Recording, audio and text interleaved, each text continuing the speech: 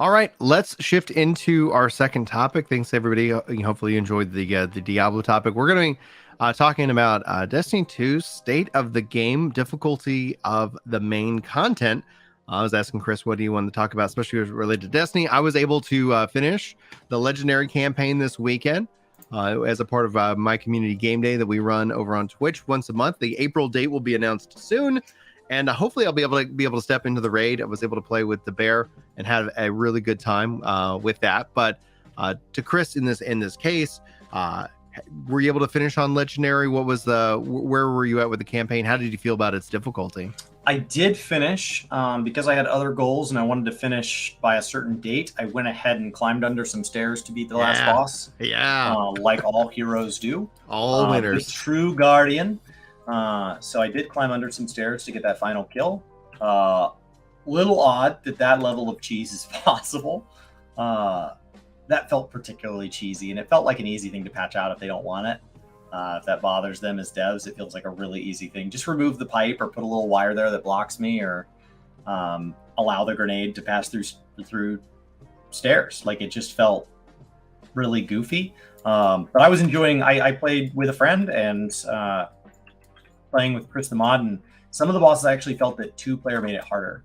But ultimately, the universal feeling across all of it, whether I was in missions or I was in bosses, whether it killed me 40 times or I one-shotted it, ultimately, all I could think the entire time through the Destiny Legendary campaign is, why did I just go through Dragonflight? Why a year ago did I go through Endwalker? Why did I go through End of Dragons in Guild Wars? Why did I go through New World and not have this option?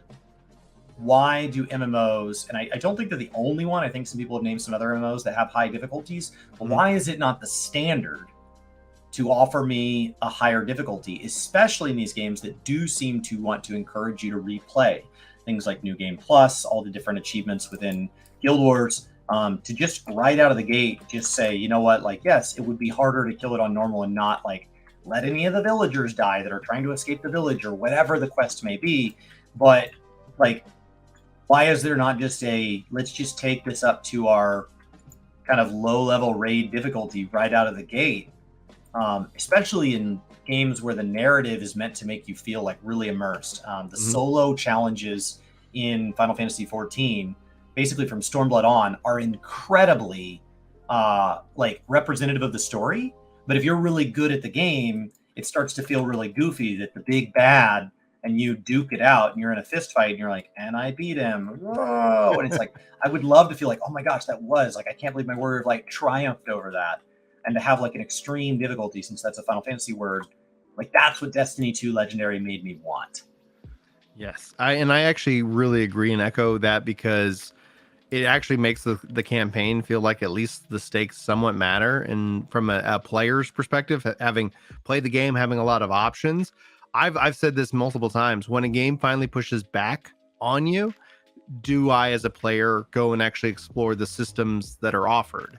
And until the game actually pushes, on you as a player, you're like, yeah, I got it done. I got the win. Okay, like, and that's where, when I see games like, I guess Final Fantasy XIV is a good example of this. When Stormblood dropped, the vast majority of the game was like, yeah, you're playing it, you're having a good time, and then you finally get to the boss of the main, Stormblood story, and you saw generally, like, online, like, whoa, like, it felt like people just all of a sudden got punched in the gut. The positive side of that is it does make that boss memorable, and it did for a while, because it took a lot of people a lot of time to get through that boss, and then Gear was able to kind of ease that difficulty somewhat. But it wasn't that it was just the hard fight. It was that in contrast to the difficulty of overall, you end up hitting that wall. And to add in a higher level difficulty per the tier, as long as it's just optional, like the lower ones. Yeah, just the like the lower ones. Basis is normal. We have the ability to scale it down. I'm just asking to go the opposite direction. Yes. And I would fully support that. In fact, actually, I've often wondered, and a lot of players, like Final Fantasy 11 vets, we've often wondered, like, would it be possible for them to spin up, like, a dedicated server that had that rule where you could sit here and say, like, going out into the open world mobs are dangerous, and so you want to have that experience to where the world is pushing on you, and making that its own rule set so that it literally isn't going to say, okay, yeah, we get that you want to be able to play the game and have time, and we're going to give this as an option to see honestly if people put up or shut up. Because at its core, I would love to know what the stats are. And clearly from the Witch Queen into the legendary campaign, I think systematically has been highly praised for its difficulty and its challenge and the benefits that it gives you, because like you can finish the legendary campaign and all of a sudden it's like, we're going to go ahead and just boost up your item score. Also, so we're going to reduce your crime anytime. Yeah, you're not like you could drop out for individual fights and jump back up. There is an achievement tied to having completed all of the missions once, but like in a Final Fantasy term, if there was a particular, single player solo instance that you found gatey, you could say, you know what, I'm just gonna skip that one for now, and then I'll come back to finish that out because the achievement will have, here's your 10 parts, and I'll just be missing that one. So you can come back. Yeah, it taught me to go engage in substats. It gives you that ability in Destiny. Like, how would you think it would work for Final Fantasy 14's like fight? Because that fight is being queued up by multiple people, and Earth Demon, puts it like straightforward. The MSQ needs to be clearable by every job. That's the design philosophy of bring the player, not the job, as vice versa, bring the job, not the player. And when it came down to a multiplayer fight, like, is that, they have other difficulties, the extremes and savages, but for the MSQ, allowing the player to opt into that, how do you think that would translate? I think the open world portion would have to be these breathers. I found them easier in Destiny as well. So I think in WoW or 14, the open world portions, you'd have to just leave it unless you're going to start moving to like a Diablo Hell type system where you can queue onto these other servers where the world is just scarier. But what you would end up with is the Criterion Savage Mythic type system being the basis of the dungeon. If the dungeon is built into the campaign of that game, like it is in Final Fantasy, and your solos would be at that difficulty. So your solos would be scaled up at least a little bit, and some may be harder for some classes than others. And that kind of is what it is. And like, obviously in a perfect world, you want everything balanced, but you just do your best and ship it. It's an optional difficulty. So, do your best. Balance is available. And so it may get patched over the early patches and say, you know what, we kind of missed the mark on this. This one could have been a little harder. This one could have been a little easier. But I think that the solo fights and then the group fights, the variant Criterion system, Unreals, things like that, where they've started to say, hey, we can revisit this, having extreme versions of the dungeons, because the dungeons in Final Fantasy, the normal dungeons in World of Warcraft, they are designed for somebody who has maybe never played an MMO or really isn't comfortable in an MMO. And what that means is to people with 10 years of experience who've maybe done anything at the raid level or the savage level, or they've spent any time watching guides, getting to know their classes, they likely find on launch those first normal dungeons in either game to be very, very, very easy because it has to be clearable. And so we have to lower it down to the degree of somebody there. So I think you're adding an optional difficulty. So when you get to that dungeon, it immediately says, do you want to clear this on normal? Do you want to clear this on extreme? And it's like, no, I want to go straight into the extreme. That's what I want, because when the cutscene plays and it's like, oh my gosh, we beat the boss, I don't want that to be that. Like, some of the dungeons during my Endwalker playthrough, my whole party went down and I, as the tank, finished the boss by myself on my first clear. So we get to the end, and if like an NPC says like, wow, I can't believe you and your team triumphed, like, all I can think is, what team? Like, my team died, and they're like, that's amazing you did that. I'm like, is it? I just didn't get hit by anything. And so it kind of breaks the immersion a little bit, as opposed to like, you're right, that is amazing, like, we worked hard together to overcome that. But as an optional thing, optional, it would need to be very, very optional. And at that point, you have to start to ask, in a game, how strong is your Trinity? In Destiny, it's not. In Guild Wars, it's not. In New World, it's not. But in Final Fantasy, would it be better if we started to talk about like, okay, do we have an open world trust system? When an NPC follows you on a quest, instead of just following you and talking to you at these circles, do they fight with you? So that people at certain classes, so that a black mage has a chance to back up a little, so that a healer has a chance to have some damage outgoing. At that point, that starts to be a totally different game. Yeah. And the advantages of that are, if you're a healer, it's really weird that in some of these really strict Trinity games, you make it all the way to cap before you ever really learn how to heal, because during the whole way up, you were just single target DPSing. Yeah. So yeah, it starts to open a whole bunch of questions. Like on its base, you're like, oh, it'd be cool to have higher difficulty. But you're right, it triggers all of these what if. I think it works well in Destiny for the fact it has drop in, drop out multiplayer. The worlds are self-balanced because like Wargiver, even, you know, Pride Izzy talking about like Wargiver saying, I don't think the Diablo style difficulty would actually fit 14 unless you're thinking about making a party required like Final Fantasy 11 style. And that might actually be interesting. I think if you're going to translate that system into the world of Final Fantasy 14 or any other MMORPG, that's where you're spinning up a server, and that server then has those rule sets. So everybody on that server has already pre-agreed that we're going to, you know, fight together. Solo instances. They have it to scale it down if you can't clear the normal setup. But they know how to scale for roles. They do. I'm saying that in terms of the general rule and how, like, you start to think about all the what ifs. It works in Destiny with drop in, drop out multiplayer. It could work in Final Fantasy 14 with that same kind of rule set.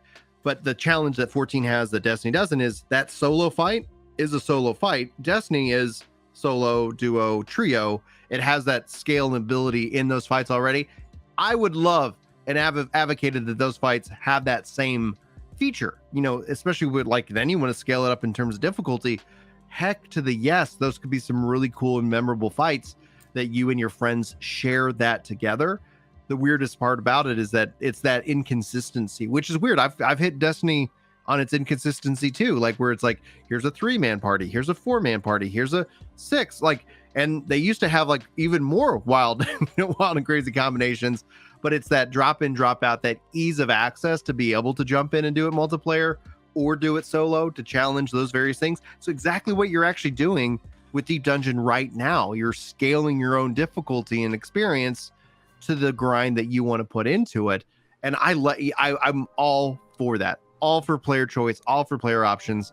And so why would, you know, could multiple games do that? I hope they do. I hope whatever's, you know, is looking at and saying, hey, we're going to build this in, and then you can challenge it. I hope Diablo 4 adds that, you know, they have the, you know, they've always had their like difficulty scaling, but that's also part of their progression. I'd love to see how they've put it into Destiny where you are kind of capped. So the game is pushing on you, which kind of really forces you to think your build through. Elden Ring is a classic example as well. So the question ends up being is that, do players really want it, or do they think they want it? And, you know, the think you do but you don't always kind of keeps coming up, and sometimes it's true, sometimes it's right. But I for one would love to see them at least try, you know. It's something that once you've tasted it, I really want it in other games. It's hard to decide what it looks like. You know, in Final Fantasy, what does that do when you're playing as another character? There are times you play as another character. Yeah. Do we move from their little limited rotation up to like a full PvP rotation? Do we move up to the full you should know the class? If that character is a samurai, you're just going to play as a samurai, and that's how we balanced it. And so get to know samurai or drop it to normal. I don't know what to tell you. How unforgiving do we want it to be? What's the reward for doing it? Is there a reward at all? In my mind, it's something very simple, probably a title for clearing all of it. Probably very, very, very, very light, because you don't want it to feel mandatory. So I think the fact that there was gear tied behind it in Destiny encouraged me to cheese that final fight. And, you know, if there hadn't been a reward, I would have said, you know, I'll drop it to normal, finish the campaign. I'll come back and fight it on that when I have more time. But because there was a reward, it's like, well, I'm willing to cheese to get to the reward because I've made it this far. I want that 1770. So I don't know exactly what it works. I don't know exactly how it works. I just know that having the game be face roll easy doesn't feel like, well, it'd be hard to make it not face roll easy, so let's just not try. That doesn't feel like the right answer. Yeah, I agree. And it comes down to, I think, our feedback as players and then showing up when content does do these kind of things, right? And I think and hope that with Destiny in a way leading that pack, that we can continue to see that more and more being brought in, you know, into it. So that's, I think, I like it. I like that challenge, and I like that people have responded well to it. And it makes me really want that in something like Final Fantasy 14, where, I mean, I've wanted that the whole time. I wanted that when you step out in the open world, like it's balanced so that, you want to play a black mage? You better bring a tank and a healer. Like, it's like you want to bring that party to go step out into the world. Otherwise, the world will punch you. But having that in its own protected way, because I think the it's a small section of the player base that would actually be interested in that. I'd It love would to be be the proven. perfect point one too, right? You Yeah, release the game as 0.0, and then we release it on extreme version 2 weeks later. yeah, And so that gives that replayability, because that replayability is really hard. So if you want to guarantee that day one, we're just trying to protect the instant server clog, we're just trying to get it working, we don't want to worry about balance, and then 2 weeks later, we're going to release this thing, and it's optional. Like most people have already cleared the campaign anyway. That'd be fine. And so like I understand there's 1,000 reasons this wouldn't work, but to say, well, then let's just not do it, that's not how we ended up with trusts. That's not how we ended up with the escort type stuff that we got in Endwalker. That's not how we ended up with the easier versions and the ability to do the difficulty down. That was not always a thing. Like, just because something would cause some problems and would be hard doesn't immediately mean no. And what I can tell you is that the downside of getting a system like this is, as beautiful as it is in Destiny 2, it's not universal. So when I had to go do some stuff from Witch Queen to unlock something, and I went out into the open world, that stuff didn't have the ability to scale up like a Diablo Hell type system. I didn't have so then it felt really weird to go from legendary campaign down to normal world scale to 1600. And you're like, wow, this is kind of like, I feel like I'm just punching children. Like, this doesn't even feel fun. And so it would be, I don't know. It could be something that comes back. I think New Game Plus as a system, the fact that it doesn't offer experience, it doesn't come in a higher difficulty, it doesn't offer rewards, it doesn't have titles, it doesn't, like, at this point, this is just one more thing that New Game Plus could do. Pick one. Just pick one. The fact that New Game Plus does nothing except allow you to go back through the story, and only from these limited on-ramps. You can't just pick your quest. Some of these chapters of New Game Plus are like 10 plus hours. So if you have a favorite spot, it could be a huge amount of work to go re-experience it. So like, I'm really just saying, like, do something for New Game Plus. And Destiny 2 has shown me yet one more thing. Here's one more thing you could consider. I don't care which one you do. If it's a way of leveling alternate jobs, that's fine. If it's a way of farming up poetics, that's fine. Like, any one. Pick one. Now, Earth Demon says Destiny isn't peer-to-peer, so it's not server-based, so server resources aren't an issue. MMOs can't be. And that's not 100% true. Destiny has parts of it that are peer-to-peer, and then they do have dedicated servers that are managing certain things, that drop-in, drop-out multiplayer. What's going to be a really interesting case study in this case, especially to that viewpoint, is Blue Protocol isn't server-based. It's that drop in, drop out. Like, it's going to handle it in the back end. We do believe that it will be region based, so you will pick your region in which that you're playing. But if it can actually handle all of it behind the scenes, we'll actually see an MMO that is that drop in, drop out multiplayer, where the game just handles it all behind the scenes. And when that happens, then I think you get the option to be able to do a lot of different things. And we're already seeing difficulties being added into Blue Protocol. And again, I'll be going hands-on with that on at the end of this month, and we'll be able to give you guys more details about all of that, especially as it relates to that. So Blue Protocol is going to be an interesting case study, because it sounds like from what they've shared that it might have that similar kind of feel. So hey, just play, and we're going to handle the matching and your friends and all of that, which I think is the future of how these games are going to function.